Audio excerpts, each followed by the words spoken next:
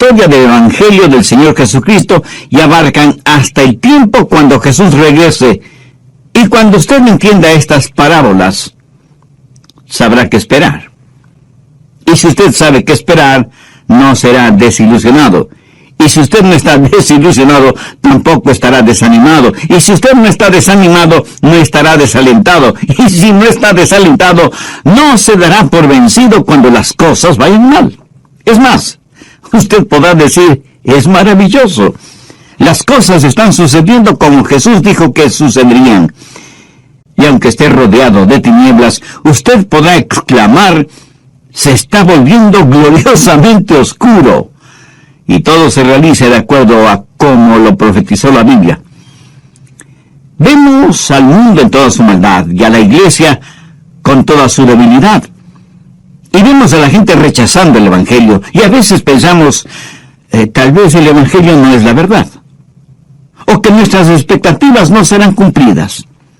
Pero entonces leemos Mateo 13 y decimos, todo está sucediendo precisamente como debe suceder.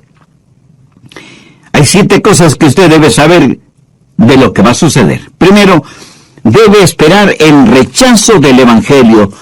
No cree que si Cristo es presentado con toda su historia, su belleza, su sabiduría, su autoridad y su poder, la gente vendrá corriendo a Jesús. Si usted cree eso, es que tiene falsas expectativas y será desilusionado. Escúcheme. No importa cuán positivamente usted presente a Cristo, le puedo asegurar que la gente lo rechazará. Jesús sabía la condición dura del corazón humano y por eso enseñó la parábola del sembrador. Y en esta parábola el Señor habla de 4 clases de terrenos sobre los cuales cae la semilla. Ahora, recuerde que la semilla es el mensaje del Evangelio. Veamos Mateo 13:19. Jesús está hablando y dice, cuando alguno oye la palabra del reino y no lo entiende, viene el malo y arrebata lo que fue sembrado en su corazón. Este es el que fue sembrado junto al camino. Esta frase, sembrado junto al camino, hace referencia a un sendero que bordea y cruza el terreno, y como es transitado por todos, es tierra endurecida, en donde la semilla no penetra, y se queda a ras del suelo, por lo que las aves vienen y se comen la semilla. Como pastor y predicador, bien sé que muchas veces el Evangelio cae en corazones endurecidos por los afanes de este mundo. Parte de la semilla cayó en pedregales. Verso 20. Y el que fue sembrado en pedregales, este es el que oye la palabra y al momento la recibe con gozo. Pero ahora ponga atención a lo que dice el verso 21. Pero no tiene raíz en sí, sino que es de corta duración, pues al venir la aflicción o la persecución por causa de la palabra, luego tropieza. En este caso, la semilla se asienta en una muy delgada capa de tierra, debajo de la cual solo hay rocas, y representa a la persona que uno piensa que va a ser un cristiano o una cristiana extraordinario. Hace una profesión de fe, se bautiza, pide membresía en la iglesia, pero después de una semana deja de venir. Yo llamo a esas personas cristianos tipo Alka-Seltzer. ¿Por qué? Porque burbujean ruidosamente por un momento y luego desaparecen. Veamos el verso 22. El que fue sembrado entre espinos, este es el que oye la palabra, pero el afán de este siglo y el engaño de las riquezas ahogan la palabra y se hace infructuoso. Representa a aquellos que oyen la palabra, pero en verdad nunca se arrepienten de sus pecados, porque las cosas materiales y mundanas son la prioridad número 1 en su vida, no el Señor Jesucristo y su palabra. La última categoría está descrita en el verso 23. Mas el que fue sembrado en buena tierra, este es el que oye y entiende la palabra y da fruto y produce a 100, a 60 y a 30 por uno. ¿Qué es lo que debemos esperar? Si usted es un ganador de almas, o un pastor, o un evangelista, tiene que esperar el que muchos rechacen el Evangelio. Pero esto no quiere decir que usted ha fracasado. Cuando yo era un joven pastor y predicaba el mensaje de la palabra y daba la invitación, y nadie respondía a esa invitación, Yo sentía que había fracasado horriblemente delante de Dios. Tanto así que al final del servicio no quería saludar con nadie. Deseaba que hubiera una puerta secreta detrás del púlpito para escaparme sin que nadie me viera. Hasta que finalmente comprendí que si predicaba la palabra de Dios sin adulterarla y nadie respondía, no era que yo había fracasado o que la semilla sembrada fuera mala. El problema estaba en el terreno sobre el cual caía esa semilla. ¿Qué aprendí de todo esto? Pues lo siguiente: si usted se mantiene predicando y testificando y compartiendo el Evangelio de la salvación, algunas personas se salvarán. Pero lo importante es no rendirse o desfallecer o desanimarse. Su trabajo es sembrar la semilla. Es el trabajo de Dios el hacerla germinar. Y es la responsabilidad de los que oyen el abrir sus corazones para recibir la buena semilla del Evangelio del Señor Jesucristo. En este mundo y en esta vida, al vivir su vida cristiana, espere que algunas personas rechacen el Evangelio. Pero porque la gente no acepte el Evangelio, eso no quiere decir que el Evangelio ha fracasado. La Biblia dice que somos una manada pequeña, que estrecho es el camino al cielo, y pocos son los que transitan por él.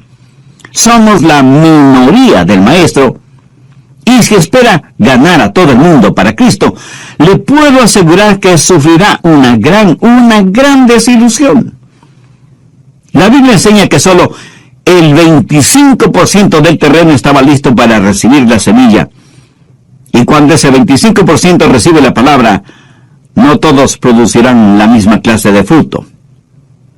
Segundo, debe esperar encontrar miembros hipócritas en las iglesias. Algunas veces la gente me dice, pastor, ¿sabía que hay hipócritas en la iglesia? Y yo, como si no lo supiera, contesto, ¿hipócritas en la iglesia? No puede ser. Y usted no necesita ser un pastor de una iglesia para saber que hay hipócritas, principalmente dentro de las iglesias. Ahora, eso no significa que el Evangelio ha fracasado, o que todo esto toma por sorpresa a Dios. Veamos Mateo 13:24. Les refirió otra parábola diciendo, el reino de los cielos es semejante a un hombre que sembró buena semilla en el campo, pero mientras dormían los hombres, vino su enemigo, y sembró cizaña entre el trigo, y se fue. Y cuando salió la hierba y dio fruto, entonces apareció también la cizaña. Vinieron entonces los siervos del padre de familia y le dijeron, Señor, ¿no sembraste buena semilla en tu campo? ¿De dónde pues tienes cizaña? Él les dijo, un enemigo ha hecho esto. Y los siervos le dijeron, ¿quieres pues que vayamos y la arranquemos? Él les dijo, no sea que al arrancar la cizaña, arranquéis también con ella el trigo. Dejad crecer juntamente lo uno y lo otro hasta la siega. Y al tiempo de la siega, yo diré a los segadores, recoged primero la cizaña y atadla en manojos para quemarla, pero recoged el trigo en mi granero. Ahora, ¿qué significa esta parábola? El trigo sirve para hacer pan y los hijos de Dios están representados por el trigo. La cizaña, que se parece muchísimo al trigo, es sembrada por el enemigo. El que siembra el trigo es el Hijo del Hombre. La buena semilla son los creyentes en el Señor Jesucristo, y quien siembra la cizaña es el diablo. El tiempo de la siega es el fin de los tiempos, cuando Dios separará al trigo de la cizaña. Mi amigo, aquí hay una gran lección. Espere encontrar hipócritas en la iglesia. Independientemente de su denominación, toda iglesia tiene sus hipócritas. Pero no es nuestro trabajo el separar el trigo de la cizaña. Nunca se embarque en una cruzada contra otra religión. Esa no es su responsabilidad. Su responsabilidad es predicar el Evangelio del Señor Jesucristo. La Biblia sí nos dice que debemos advertir a los demás acerca de las falsas religiones y de ciertos líderes espirituales que no son más que lobos disfrazados de ovejas. Además, usted no puede separar el trigo de la cizaña porque usted no sabe lo que hay en el corazón del hombre. Usted no conoce a las personas tan íntimamente como Dios las conoce.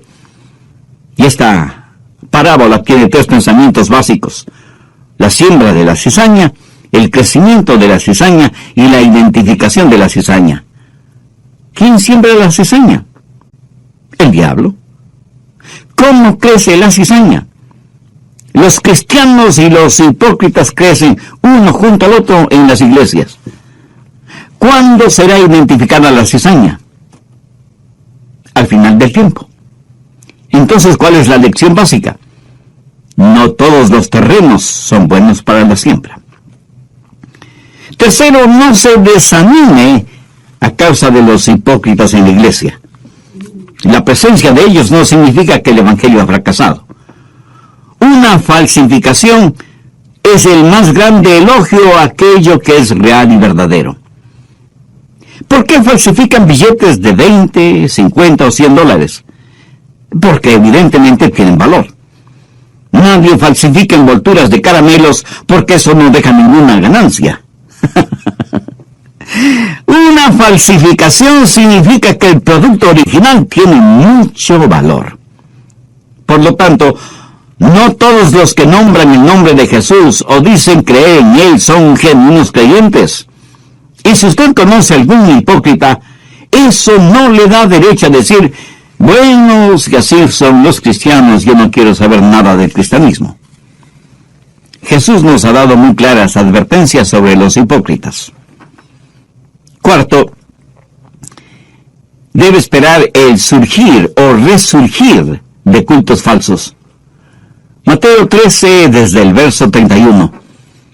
Otra parábola les refirió diciendo: el reino de los cielos es semejante al grano de mostaza que un hombre tomó y sembró en el campo, el cual a la verdad es la más pequeña de todas las semillas, pero cuando ha crecido es la mayor de las hortalizas y se hace árbol, de tal manera que vienen las aves del cielo y hacen nido en sus ramas. Y algunas personas dicen: eso es maravilloso, de una diminuta semilla un gran árbol. ¡Cuán extraordinario es el evangelio! Mi amigo, esa no es la enseñanza. Verá, la semilla de mostaza es pequeña y punzante, de sabor fuerte y picante. Eso habla del poder explosivo del evangelio. Cuando germina y crece, se transforma en un gran árbol. Pero aquí se habla de un crecimiento no natural, descomunal. Y las aves que hacen sus nidos en las ramas de este gigantesco árbol representan poderosos demonios. Recuerda que en Mateo 13:4 dice que vinieron las aves y se comieron la semilla sembrada.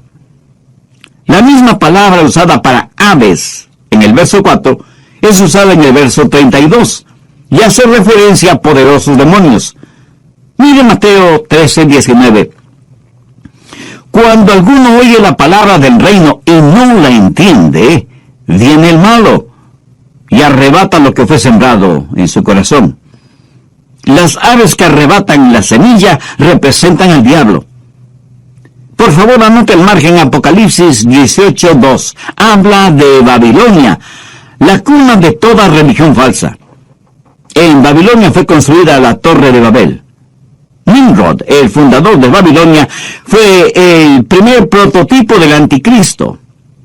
Dios, mirando el juzgamiento final de toda religión falsa, dice en Apocalipsis 18:2, y clamó con voz potente diciendo: ha caído la gran Babilonia, y se ha hecho habitación de demonios y guarida de todo espíritu inmundo, y albergue de toda ave inmunda y aborrecible. Lo que está diciendo aquí es: lo que comenzó como una semilla de mostaza se ha transformado en un árbol descomunal, en donde las aves inmundas hacen sus nidos. Mi amigo, esa es la razón por la que vemos cultos, religiones falsas, surgiendo por todo el mundo. Pero lo repito, esto no significa que el Evangelio haya fracasado, o que la Biblia no sea verdadera. Ahora escúcheme atentamente. Si no hubiera cultos y religiones falsos, entonces podría decir que la Biblia no es la verdad, porque la Biblia dice que habrá cultos y religiones falsos. En 1 Timoteo 4:1 leemos: en los postreros tiempos algunos apostatarán de la fe, escuchando espíritus engañadores y a doctrina de demonios. Así que no se desanime si muchos no creen en la Biblia y muchos más no aceptan a Cristo como su Salvador. No se desanime porque hay hipócritas en las iglesias o por el resurgimiento de cultos y religiones falsos. Jesús dijo que eso es exactamente lo que sucedería. La semilla de mostaza se ha transformado en un árbol gigantesco y las aves representativas de espíritus inmundos habitan en las ramas del cristianismo apóstata. La conclusión de este estudio bíblico en el próximo programa. Regáleme un minuto más de su tiempo. ¿Ha recibido a Jesucristo en su vida como su Salvador y Señor? ¿Se ha arrepentido de sus pecados y ha pedido el perdón de Dios? Dios no solo que le ama, sino que quiere perdonarle y salvarle. Ya hemos visto los primeros 4, así que veamos los siguientes. Quinto, espera encontrar corrupción aún en las iglesias. Mateo 13:33 dice: otra parábola les dijo: el reino de los cielos es semejante a la levadura que tomó una mujer y escondió en 3 medidas de harina hasta que todo fue leudado. Aquí tenemos a una mujer que tomó 3 porciones de harina, más bien dicho, de masa, y le puso levadura para que leude. Pero note que la mujer puso la levadura en la masa en forma furtiva. Recuerde que el pan sin levadura es un símbolo de pureza. En la Biblia, la levadura es un símbolo de pecado, de maldad, de corrupción. En el Antiguo Testamento, el pan ofrecido como holocausto era sin levadura. Veamos Éxodo 12:8. Y aquella noche comerán la carne asada al fuego y panes sin levadura. Levítico 2:4. Cuando ofrecieres ofrenda cocida en horno, será de tortas de flor de harina sin levadura amasadas con aceite. En el Nuevo Testamento, Pablo escribe a los Corintios y les dice: no es buena vuestra jactancia. ¿No sabéis que un poco de levadura leuda toda la masa? Limpiaos pues de la vieja levadura para que seáis nueva masa, sin levadura como sois. Porque nuestra Pascua, que es Cristo, ya fue sacrificada por nosotros. Así que celebremos la fiesta, no con la vieja levadura, ni con la levadura de malicia y de maldad, sino con panes sin levadura, de sinceridad y de verdad. ¿Qué es lo que hace la levadura? Bueno, nosotros los hombres tenemos que estudiar e investigar sobre el asunto. Las mujeres, en cambio, saben de estas cosas casi por intuición. Verá, la levadura trabaja silenciosamente, imperceptiblemente, y trabaja mucho mejor en un medio ambiente abrigado. Muchas mujeres ya de edad me han contado que ellas veían a sus abuelitas o madres envolver la masa leudada en una tela y dejarla varias horas, o de un día para otro junto a la candela u horno de la cocina, para que con el calorcito trabajara mejor la levadura que estaba en la masa. Y seguramente muchas mujeres que me están escuchando saben de eso, ¿no es cierto? Ahora, todo este trasfondo es como si el diablo hubiera dicho: bueno, como no puedo derrotar a la iglesia, voy a unirme a la iglesia. Y siembra cizaña entre el trigo para corromper la iglesia.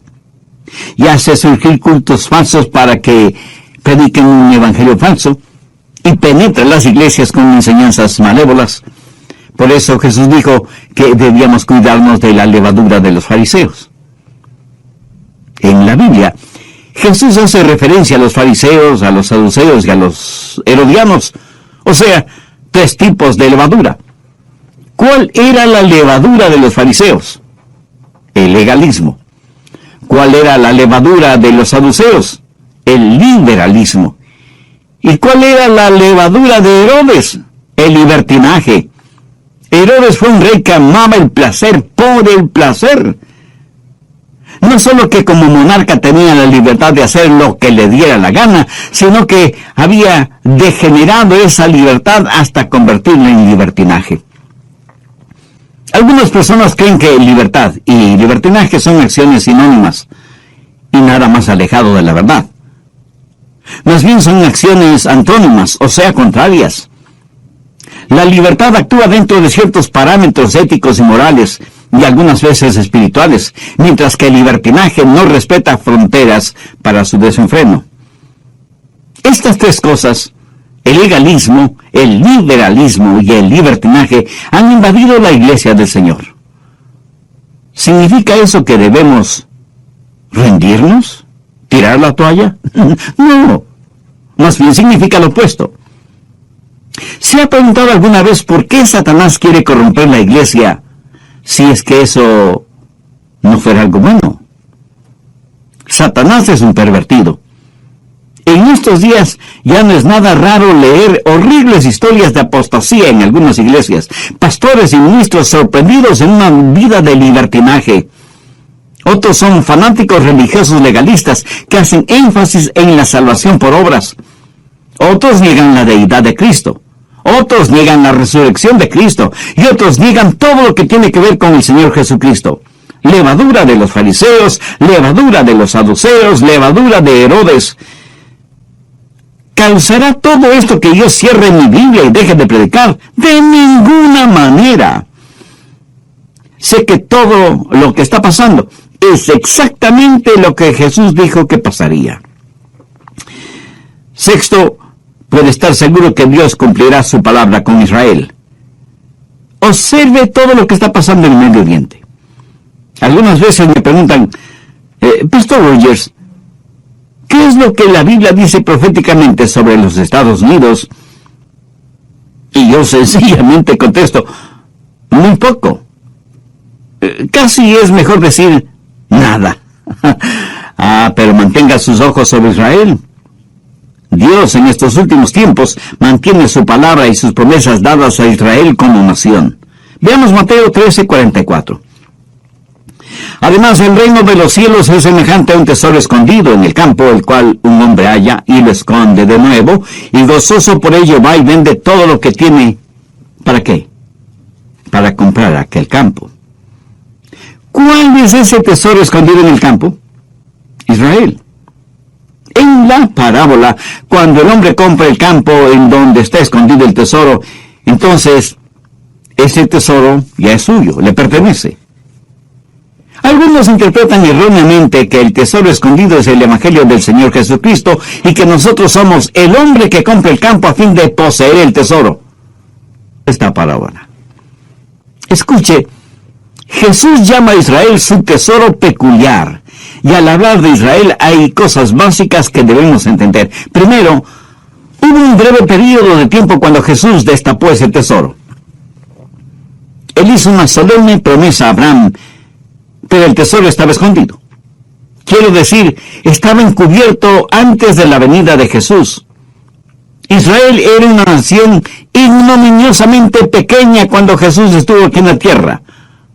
O sea, el tesoro estaba enterrado en el campo. Por un breve tiempo Jesús reveló ese tesoro. Veamos Mateo 12:27. Los fariseos habían acusado a Jesús de echar fuera a los demonios por el poder del príncipe de los demonios. Y Jesús les dijo, ¿y si yo echo fuera a los demonios por Beelzebú, por quién los echan vuestros hijos? Por tanto, ellos serán vuestros jueces. Pero si yo por el Espíritu de Dios echo fuera a los demonios, ciertamente ha llegado a vosotros el reino de Dios. Segundo, el tesoro estaba enterrado en el campo y Jesús dijo, he desenterrado el tesoro para mostrarles el reino. Los milagros que Jesús hizo fue para mostrar el poder del reino. Pero los judíos rechazaron a Jesús, mintieron acerca de él, le criticaron, Confabularon con los gentiles hasta crucificarle y el tesoro fue enterrado de nuevo. Pero Jesús fue a la cruz para comprar ese tesoro escondido y cubierto. Y la gente no puede entender el plan de Dios para Israel a menos que conozca bien la Biblia. En Proverbios 25:2 leemos: la gloria de Dios es encubrir un asunto. Tercero, cuando leemos el Evangelio de Mateo hasta el capítulo 12, vemos a Jesús haciendo milagros. Pero note, después del capítulo 12, ya no hace más milagros, sino que enseña por medio de parábolas. ¿Por qué? Porque antes del capítulo 12, Él está destapando el tesoro, diciendo: este es el reino de Dios. Los judíos le rechazaron y Jesús volvió a cubrir ese tesoro. Mateo 13:13. Por eso les habló en parábolas, porque viendo no ven, y oyendo no oyen ni entienden. Pero Jesús regresará en gloria y Él destapará su tesoro. Israel será una poderosa nación. En la actualidad el mundo desprecia este tesoro. Las naciones del mundo se unifican en contra de Israel. Pero Dios no ha terminado con Israel. Él ha comprado el campo que es el mundo y va a tomar posesión de este su tesoro peculiar, Israel. Si quiere usted saber lo que Jesús está haciendo en el mundo hoy, mantenga su vista y su atención sobre Israel. A pesar de que muchos rechazan el Evangelio, a pesar de que hay hipócritas en las iglesias, a pesar de que hay corrupción en las iglesias, a pesar del resurgimiento de cultos y religiones falsos, a pesar del odio y la persecución contra Israel, Jesús continúa edificando su iglesia, porque Él mismo dijo: edificaré mi iglesia y las puertas del Hades no prevalecerán contra ella. Mateo 13:45. También el reino de los cielos es semejante a un mercader que busca buenas perlas, que habiendo hallado una perla preciosa fue y vendió todo lo que tenía y la compró. Algunas personas dicen: bueno, la perla de gran precio es el Evangelio, y debemos vender todo lo que tenemos para poder comprar ese Evangelio. Mi amigo, esa es una necedad, una locura. El Evangelio no está...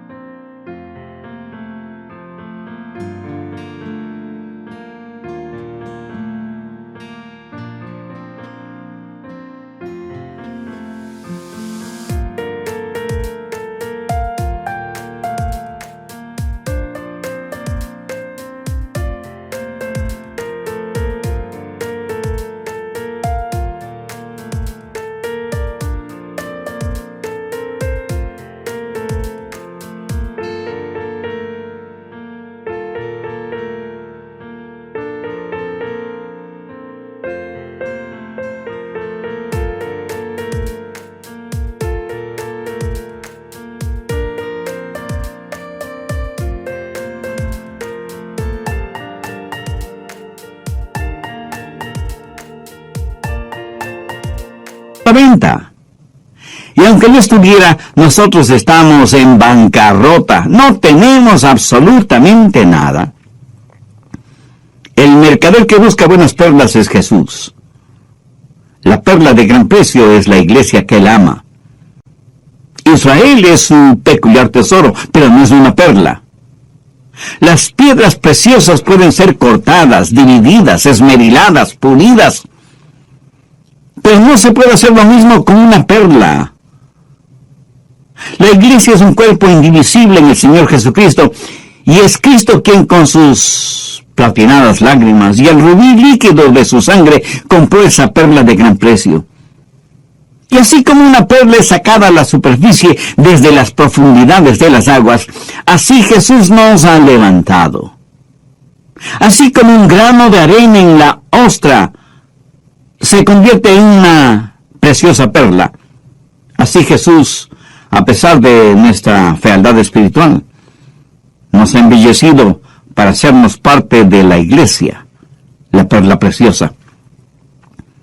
Séptimo, espere el total juzgamiento por parte de Dios. El reino de los cielos es semejante a una red que, echada en el mar, recoge de toda clase de peces, y una vez llena, la sacan a la orilla, y sentados recogen lo bueno en cestas, y lo malo echan afuera.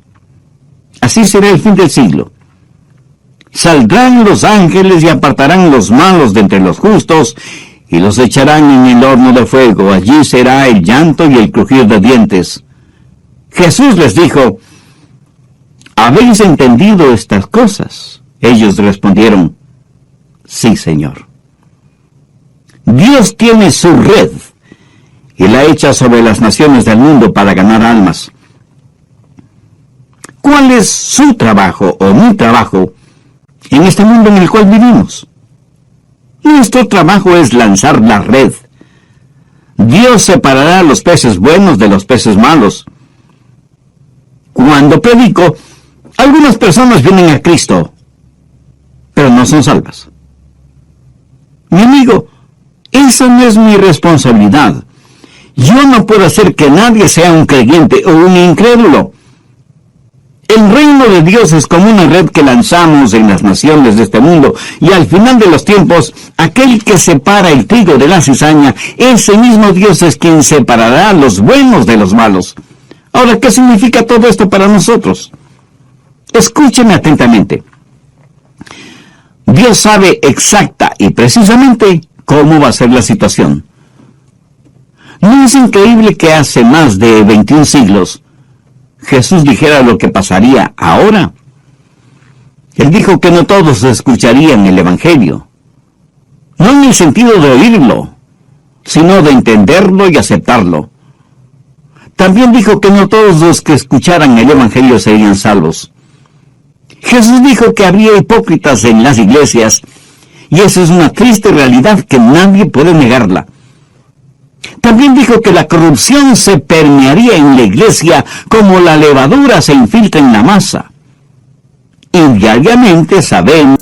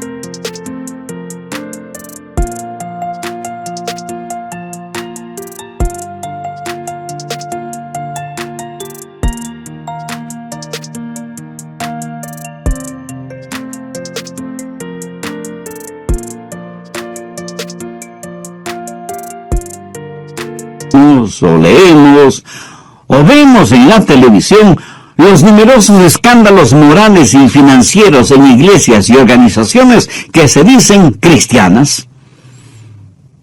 Israel será aún más perseguida que lo que ha sido hasta ahora. Será pisoteada. El tesoro es enterrado nuevamente, pero Jesús ha prometido regresar para desenterrar su especial tesoro y para edificar su iglesia, para separar el trigo de la cizaña, para separar a los buenos de los malos y para ejercitar el juzgamiento final. Si usted tiene falsas expectativas, si usted cree que el Evangelio va a ser creído y aceptado por todo el mundo, si usted piensa que los hipócritas son una prueba de que la Biblia no es verdad, o de que los cultos falsos y las religiones falsas no tienen mayor importancia, terminará desesperándose y se hará la pregunta: ¿perdió Dios el control de su universo?